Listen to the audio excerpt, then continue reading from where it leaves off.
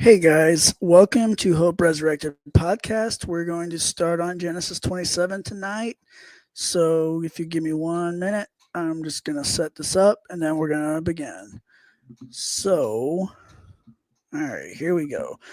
Genesis 27, Isaac's blessing. So now it came to pass when Isaac was old and his eyes were so dim he couldn't see, he called Esau his older son and said to him, "My son." And Esau answered, "Here I am." Then he said, "Behold, now I'm old. I don't know the day of my death. So take your weapons, your quiver, and your bow, and go out to the field and hunt game for me. Then make me savory food such as I love, and bring it to me that I may eat, that my soul may bless you before I die." So the arc with Jacob and Esau continues. Neither Jacob nor Esau is good at the start of these stories. Both have flaws and weaknesses. Isaac is old, blind, and believes it's time to take his role as patriarch of the clan and give it the role and blessing to Esau. So he says, "My soul may bless you." When Isaac says "my soul," the Gnostic Greco Roman conception of the soul is that the soul is yourself and the actual you who inhabits your body. The idea that you die, your body dies and dissolves, and your soul goes to heaven or hell forever ignores the bodily resurrection and other things that Judaism and Christianity both teach.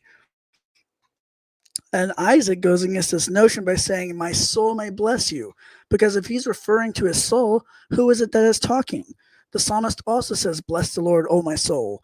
Who's talking there? The person is talking to their soul, which means they are not identical with it. The Hebrew concept of the soul isn't that it is the seat of your consciousness, it is the soul that is a quality of your body.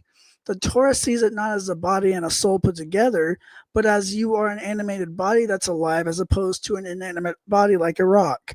So note that there is no word for mind in Hebrew. So when Christ uses it in the New Testament, it can only be Christ using Greek for mind. So we can see that he must have spoken Greek when he said these things. And in Hebrew, soul is nefesh and spirit is ruach. All life has a connection to God. We are not independent from God. Because of that comes the idea and the possibility of resurrection, that the God of life will bring that life into the dead and inanimate body and reanimate them. A connection is still there, and God can and will reconnect the soul to the body in the resurrection. So Isaac is giving the blessing of God, the promise and spiritual blessing to Esau, and Jacob, we will find, will end up taking it. So verses 5 through 10. Now Rebekah was listening when Isaac spoke to Esau his son, and Esau went to the field to hunt game for his father. So Rebekah spoke to Jacob her younger son, saying, "Indeed, I heard your father speak to Esau your brother, saying, 'Bring me game and make savory food for me, that I may eat it and bless you in the presence of the Lord before my death.' Now therefore, my son, obey my voice according to what I command you. Go now to the sheep, bring me from their 2 kids, choice and good, and I'll make savory food from them for your father, such as he loves. Then you will take it to your father, that he may eat it and bless you before his death." So, in the ancient world, women were, for the most part, barred from any kind of court, trial, or etc. So, often to correct injustice or get things done, it was done through deceit, manipulation, and verbally. And the scriptures do not condemn them for this when they do it in pursuit of actual justice and fairness. Rebecca does this to get Jacob ahead of Esau. Esau is not the bad guy in this story, and Jacob at this point is not either. And Rebecca does have a legitimate grievance that Esau took 2 Canaanite wives, and Isaac has overlooked it because Esau is his favorite. God does choose Jacob over Esau, but though God's will be done, it doesn't justify all that is done and happens here. Rebecca deliberately deceives her husband, who is near death in his infirmity, and takes advantage of it to get what she wants. So verses 11 through 29. Jacob said to Rebekah his mother, "Look, Esau my brother is a hairy man, and I'm a smooth-skinned man. Perhaps my father will feel me, and I'll seem to be a deceiver to him, and I'll bring a curse upon myself and not a blessing." But Rebekah said to him, "Your curse be on me, my son. Only obey my voice and go get them for me." So he went and got them and brought them to his mother, and his mother made savory food, which his father loved. Then Rebekah took the choice clothes of her elder son Esau, which were with her in the house, and put them on Jacob, her younger son. She also put the skins of the kids on his hands and on the exposed part of his neck. Then she gave the savory food and the bread she had prepared into the hands of her son Jacob. Thus he went to his father and said, "My father." And he said, "Here I am. Who are you, my son?" Jacob said to his father, "I'm Esau, your firstborn. I've done just as you told me. Arise, sit and eat of my game, that your soul may bless me." But Isaac said to him, "How is it that you found this so quickly, my son?" He said, "Because the Lord your God brought it to me." Then Isaac said to Jacob, "Come near that I may feel you, my son, whether you're my son Esau or not." So Jacob went near to Isaac his father, and he felt him and said, "The voice is Jacob's, but the hands are Esau's." So he didn't recognize him because his hands were hairy like his brother Esau's hands. So he blessed him. Then he said, "Are you my son Esau?" He said, "I am." And he said, "Bring your game to me, my son, and I'll eat from it, that my soul may bless you." So he brought it near to him, and he ate, and he brought him wine, and he drank. Then his father Isaac said to him, "Come near and kiss me, my son." So he came near, kissed him, and he smelled the smell of his clothes. Thus he blessed him and said, "Surely the smell of my son is like the smell of a field the Lord has blessed. Therefore may God give you the dew of heaven and the fatness of the earth, and plenty of grain and wine. Let people serve you and nations bow down to you. Be Lord over your brothers, and let your mother's sons bow down to you. And cursed be everyone who curses you, and blessed be those who bless you." So Jacob notices that if this plan goes awry, he could be cursed by Isaac for deception. But Rebekah takes it upon herself to take the blame. She puts Esau's clothes on him so he'll smell and feel like him.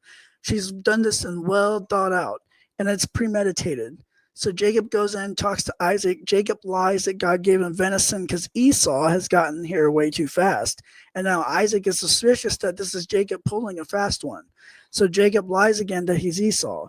Eventually convinced, though, Isaac blesses Jacob, thinking it is suspicious, but it must be Esau. So now God's relationship with Abraham and Isaac is Jacob's.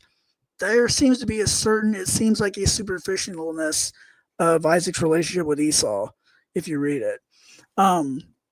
So now verses 30 through 46. Now it happened as soon as Isaac finished blessing Jacob, and Jacob had scarcely gone out from the presence of Isaac, that Esau his brother came in from the hunt.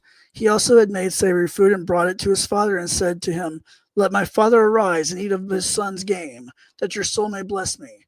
And his father Isaac said to him, "Who are you?" So he said, "I'm your son, your firstborn Esau." Then Isaac trembled exceedingly and said, "Who? Where's the one who hunted game and brought it to me? I ate all of it before you came, and I blessed him, and indeed he will be blessed." When Esau heard the words of his father, he cried with an exceedingly great and bitter cry, and said to his father, "Bless me also, O my father." But he said, "Your brother came with deceit and has taken away your blessing." Then Esau said, "Is he not rightly named Grasper?" Because that's what Jacob means. "For he supplanted me these 2 times. He took away my birthright, and now look, he's taken away my blessing." So he said, "Have you not reserved a blessing for me?" Then Isaac answered and said to Esau, "Indeed, I've made him your lord, and all his brothers I've given to him as servants. With grain and wine I've sustained him. What shall I do now for you, my son?" Esau said to his father, "Have you only one blessing, my father? Bless me also, O my father." But when Isaac was troubled, Esau lifted up his voice and wept. Then Isaac his father answered and said to him, "Behold, your dwelling shall be of the fatness of the earth, and of the dew of the heavens from above. By your sword you'll live, and you'll serve your brother. And it will come to pass when you become restless that you shall break his yoke from your neck." Thus Esau hated Jacob because of the blessing with which his father blessed him. And Esau said in his mind, "Let the days of mourning for my father draw near, then I'll kill my brother Jacob." So the words of Esau, her older son, were told to Rebekah. And she sent and called Jacob her younger son and said to him, "Surely your brother Esau is threatening to kill you. Therefore, my son, obey my voice. Arise, flee to Mesopotamia to my brother Laban in Haran. Stay with him a few days until your brother's anger and wrath turn away from you, and he forgets what you did to him. Then I'll send and bring you from there. Why should I be bereaved if also of you both in one day?" So Rebekah said to Isaac, "I'm weary of my life because of the daughters of Heth.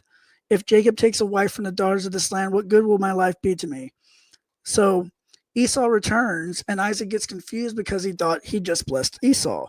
So Isaac shakes and trembles, deeply upset because as the patriarch, he's been deceived and tricked and given the patriarch role to someone else. The ritual has been done. There are no takebacks.